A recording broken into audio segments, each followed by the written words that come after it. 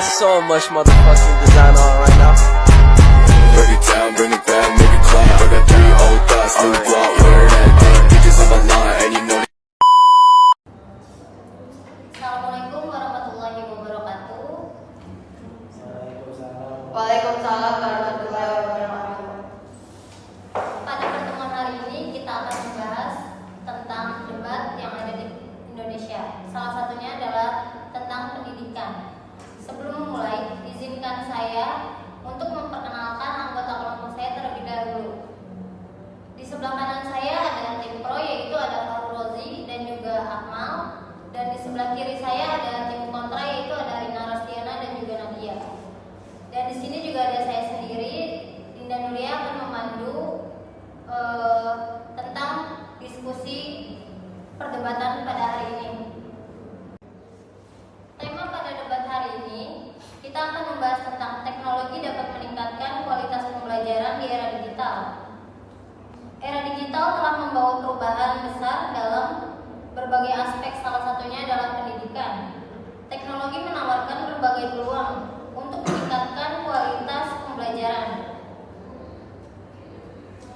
Bagaimana untuk tim pro dan juga tim kontra? Untuk tim pro sendiri, yaitu peran teknologi dalam pembelajaran itu sangat mempermudah sekali dan sangat bermanfaat untuk meningkatkan akses informasi dan bahan belajar. Yang pertama yaitu e-modul interaktif, dan kedua yaitu membuat siswa jadi menyenangkan dan lebih tidak gampang bosan. Untuk bagaimana untuk tim kontra sendiri? Baik, saya akan menyanggah kalau untuk sekolah yang tidak memadai fasilitas tersebut, itu harus bagaimana cara menjalankan teknologinya? Nah, untuk sekolah yang tidak memadai sendiri, si guru itu bisa memfasilitasi si siswa sendiri itu dengan teknologi yang dia punya, misalnya fokus kayak gitu.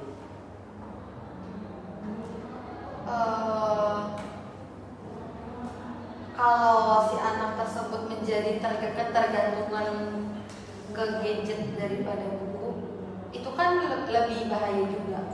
Jadi gimana caranya biar si anak itu tuh gak kecanduan sama gadget, terus jadi dia bisa lupakan sama buku. Jadi dia lebih nyaman belajar dengan alat digital tersebut. Untuk itu kami berkoordinasi dan berkolaborasi antara orang tua siswa. Dengan begitu si anak itu nggak bisa kecanduan lagi. Jadi udah kita koordinasikan juga dengan orang tuanya. Seperti itu. Tapi kita sebagai guru kita nggak bisa cegah. Bisa. Jadi kita ngomong ke anak kalau misalkan kamu belajar pakai digital tuh tujuannya buat misalkan untuk memahami rumus matematika, tapi si anak tersebut itu malah menyalahgunakannya. Contohnya kayak dia dipakai buat nge-game, buat apa, itu tuh cara kita cegahnya tuh seperti apa gitu? Oke, untuk itu sih kan kami sudah memfasilitasi siswa untuk teknologi kami sendiri. Nah, untuk itu tablet yang diberikan ke siswa itu didesain untuk belajar, tidak untuk penggunaan yang lain. Itu ya si guru itu kan siap memfasilitasi dan siap memadai seperti fokus, HP gitu, kayak tablet. Nah, tablet juga itu disetting untuk pembelajaran saja, begitu caranya. Tapi nggak mungkin dong guru dia bawa-bawain fokus dari rumah cuman kayak satu kali ya, nggak mungkin guru itu beliin fokus hanya buat pertemuan kelas aja. Itu kan berarti harus ada dorongan dari pihak sekolahnya juga gitu.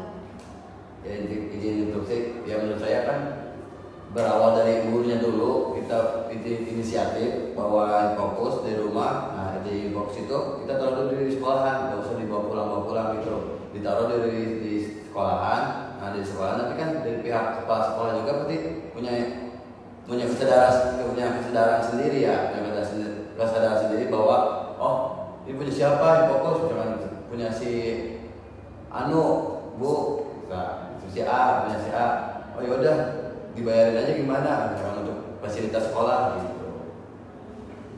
Menurut Anda gimana? Tapi kalau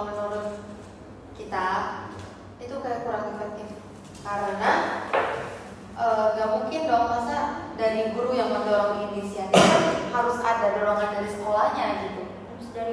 Harus dari pemerintahnya juga itu. Jadi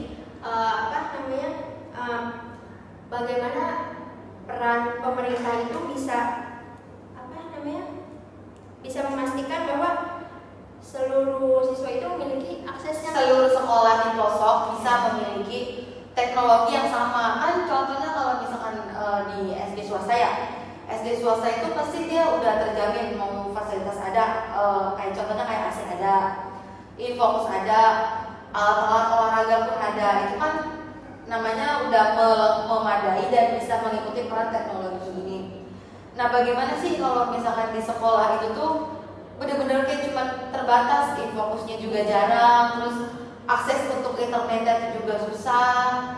Untuk anak-anak di sana pun juga mereka semua tuh kayak dari kalangan orang yang kurang gitu. Jadi gimana sih cara kita sebagai calon guru tuh biar mereka tuh ikut merasakan teknologi yang ada pada zaman sekarang? Izin interupsi, untuk siswa bagaimana caranya merasakan teknologi yang sama ya? Kalau menurut saya sebagai seorang guru itu si guru harus memfasilitasi si siswa dengan modalnya sendiri ya. Jadi si anak itu bisa merasakan pembelajaran teknologi yang sama. Dia juga nggak gampang bosan. Dia tidak menonton pembelajarannya, tidak hanya itu aja pembelajarannya. Dia bisa lebih aktif lagi dan bertanya, gitu menurut saya. Izin interupsi. Kalau misal dari guru yang udah ngawasin di sekolah, tapi kan sedangkan di rumahnya orang tuanya lebih kayak cuek, ini anak mau main HP juga dibiarin aja. Jadi di lingkungan rumahnya tuh nggak memastikan kalau si anak itu Izin penyata. Jadi yang dimaksud sama dari itu, gimana sih caranya kita sebagai guru kalau misalkan ini teknologi udah berjalan di dalam sekolah, udah pasti nih kamu tujuannya buka handphone, buka gadget itu buat pembelajaran, misalkan nonton YouTube nih, kamu udah rumus yang udah ibu jelasin di sekolah. Nah, gimana sih kalau misalkan si anak tersebut itu malah menyalahgunakan yang seharusnya untuk belajar, tetapi dia malah untuk main game atau semacam hal-hal yang nggak mendidik dan nggak seharusnya anak kecil tonton gitu kan. Zaman sekarang itu kayak kita karena di situs itu kan anak kecil sekarang kan suka kayak ini apa nih, suka kepo gitu dibuka. Kalau di internet itu banyak hal-hal yang nggak seharusnya mereka tonton, yang belum layak mereka tonton. Itu bagaimana kita cara mencegahnya supaya hal itu nggak terjadi? Jadi kalau menurut saya itu para guru untuk itu melakukan rapat kepada orang tua. Nah, untuk itu baru kita bicarakan kepada orang tua bahwa tablet ini untuk pembelajaran saja, bukan untuk digunakan ke hal-hal negatif yang lain gitu. Jadi kesimpulan pada debat kali ini, teknologi harus digunakan dengan hati-hati dan juga bijak dalam pembelajaran. Nah, teknologi ini ada plus dan minusnya. Jadi kita sebagai guru dan juga sebagai orang tua harus saling berkolaborasi agar si anak ini tidak menyalahgunakan dalam penggunaan